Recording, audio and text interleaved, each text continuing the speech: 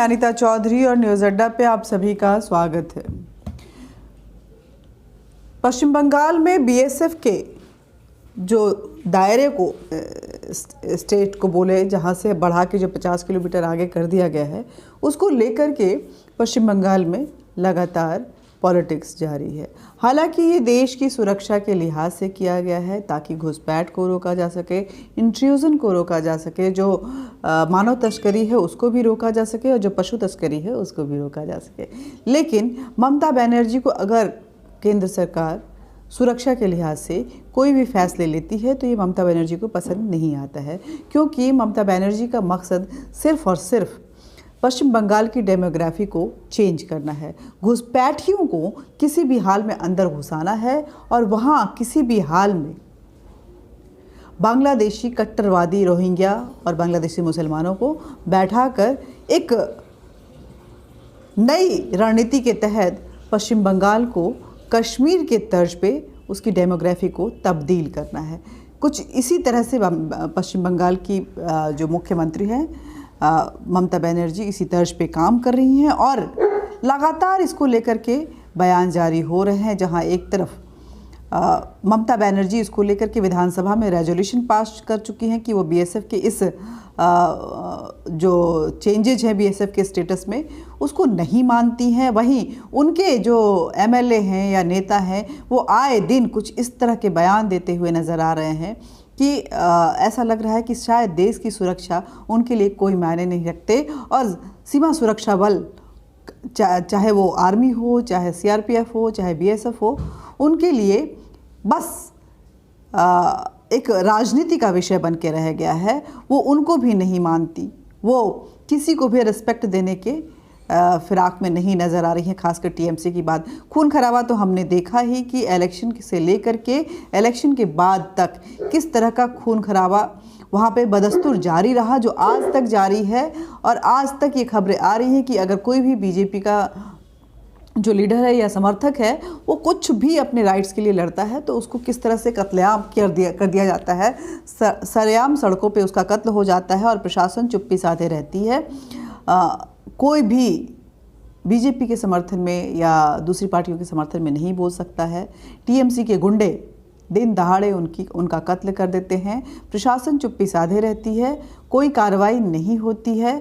Demography जो है change हो रहा है, हिंदुओं पे बर्बरता जो है पश्चिम बंगाल में लगातार जारी है। इन सब के बीच में अगर हम कहें कि बांग्लादेश से इंट्रूजन को लेकर के अगर सरकार ने कुछ फैसले लिए हैं तो ममता बनर्जी उसके साथ भी नज़र नहीं आती हैं और बीएसएफ पे ही आरोप लगाना शुरू करती हैं।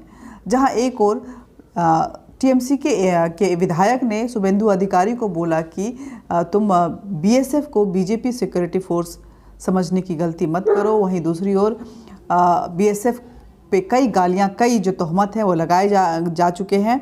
और नया मामला जो है टीएमसी की लीडर जो हैं वो अपर्णा सेन उनकी तरफ से आया है। जब अपर्णा सेन जो कि पद्मश्री हैं, राष्ट्रीय पुरस्कार, कई राष्ट्रीय पुरस्कार से प्राप्त हैं, जानी मानी फिल्म अभिनेत्री हैं, लेखिका निर्देशक हैं, लेखन का भी कार्य करते रहती हैं, लेखिका भी मानी जाती हैं।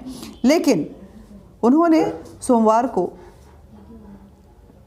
एक ऐसा प्रेस कॉन्फ्रेंस किया जिससे उनकी ज़ुबान को देख के लगा कि शायद कला के क्षेत्र में ये शर्मिंदगी की प्रतीक रही होंगी। इनके अंदर वो संस्कार कभी रहे ही नहीं होंगे जो कला में समावेश होता है। उन्होंने कहा सुरक्षा बलों पे कई आरोप लगाए और उसके साथ साथ उन्हें दुष्कर्मी और हत्यारा भी बताया।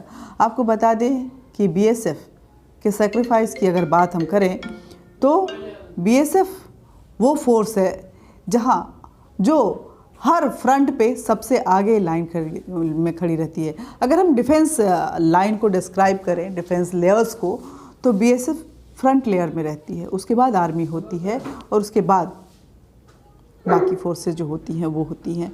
अगर हम बात करें बीएसएफ के सेक्रीफाइस की तो वो भी मैं आपको बताना चाहती हूँ कि कितने सेक्रीफाइस बीएसएफ की तरफ से दिए गए हैं।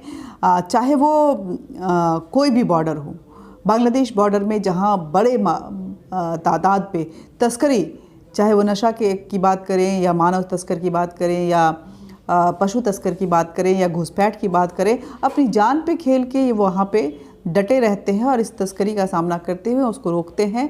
वहीं अगर हम पंजाब की बात करें तो वहाँ पे इनका बहुत अहम रोल होता है। इंटरनेशनल बॉर्डर जो हम पाकिस्तान के साथ पंजाब में शेयर करते हैं और वहाँ पे बीएसएफ जो है वो अहम भूमिका में रहता है, क्योंकि वहाँ पे आर्मी डिप्लॉयमेंट जो है वो सेकेंड लेयर में है।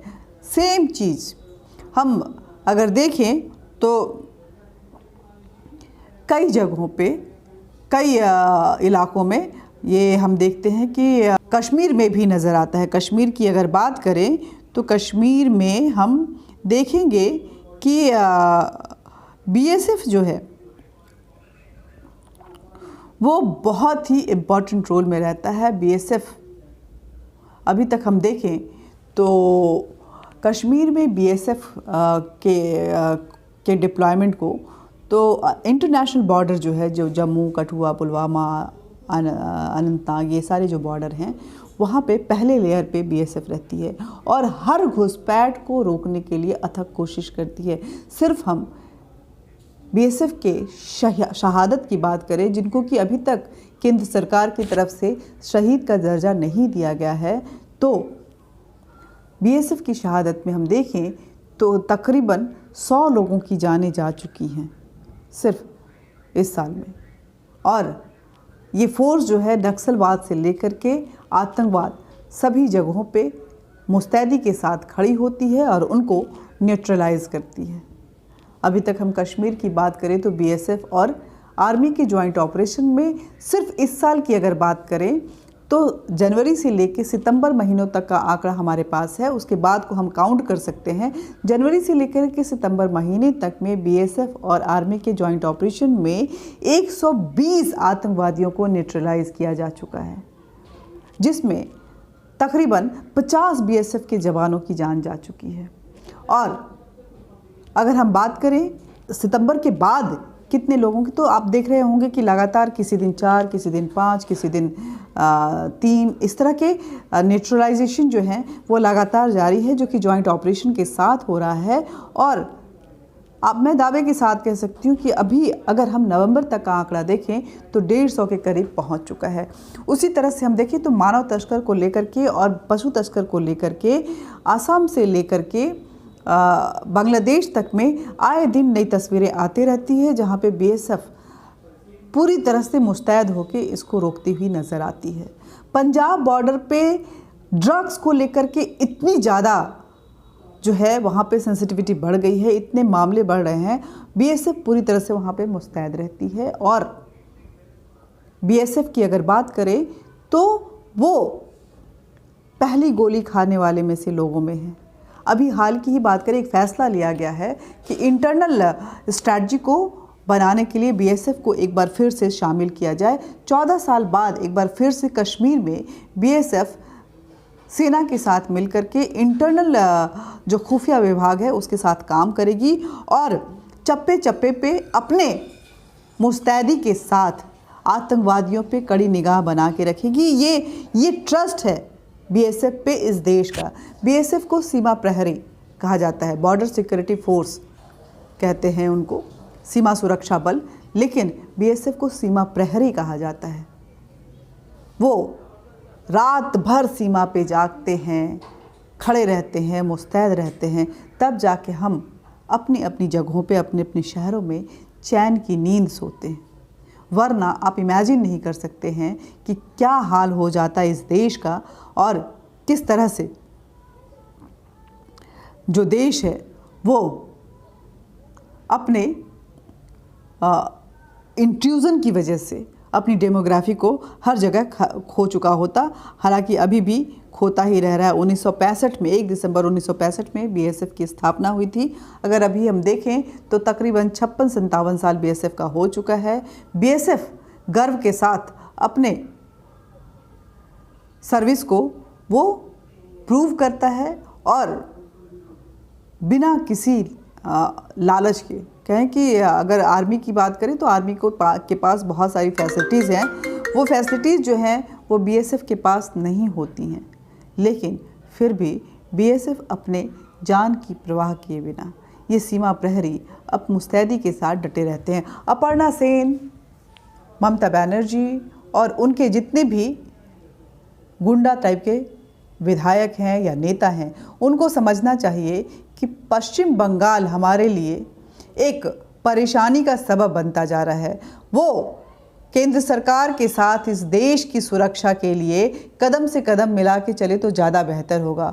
और अगर वो ऐसा नहीं करती हैं तो मेरी केंद्र सरकार से मांग है, क्योंकि ये समस्या सिर्फ पश्चिम बंगाल की नहीं है, जितने भी बॉर्डर स्टेट हैं वहाँ पे घुसपैठ जो है बदस्तूर जारी है, डेमोग्राफी में चेंजेस आते जा रहे हैं और जो कट्टरवादिता है वो वहाँ पे बहुत चरम पे होती जा रही है। ऐसे में बॉर्डर स्टेट को जो है वो बॉर्डर से सटे इलाकों को मेरी उनसे आग्रह है केंद्र सरकार से कि एक बदलाव ये भी करना चाहिए और सीमा से सटे इलाकों को सीधे नियंत्रण जो है वो केंद्र सरकार के पास होना चाहिए, क्योंकि राज्य सरकार और केंद्र सरकार के इस रगड़ में कहीं ना कहीं हमारी सीमा की सुरक्षा जो है वो ताके पे चली जाती है, दांव पे लगती है और देश की सुरक्षा में जो सेंध लगता है वो आम जनजीवन को परेशान करता है। नमस्कार, जय हिंद, जय भारत। वीडियो को ज़्यादा से ज़्यादा शेयर कीजिए, लाइक कीजिए, सब्सक्राइब कीजिए,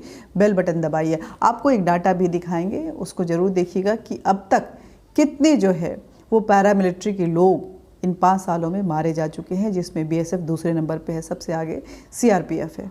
और उसके बाद भी अगर कोई इस तरह की बयानबाजी कर रहा है तो उसके बौद्धिक क्षमता पे ही नहीं बल्कि उसकी नीयत पे भी शक करना बेहद लाजमी है और इस शक को पूरे तफ्तीश के साथ नज़रअंदाज करना शायद इस देश की सुरक्षा के साथ नज़रअंदाज करना होगा। नमस्कार, जय हिंद, जय भारत।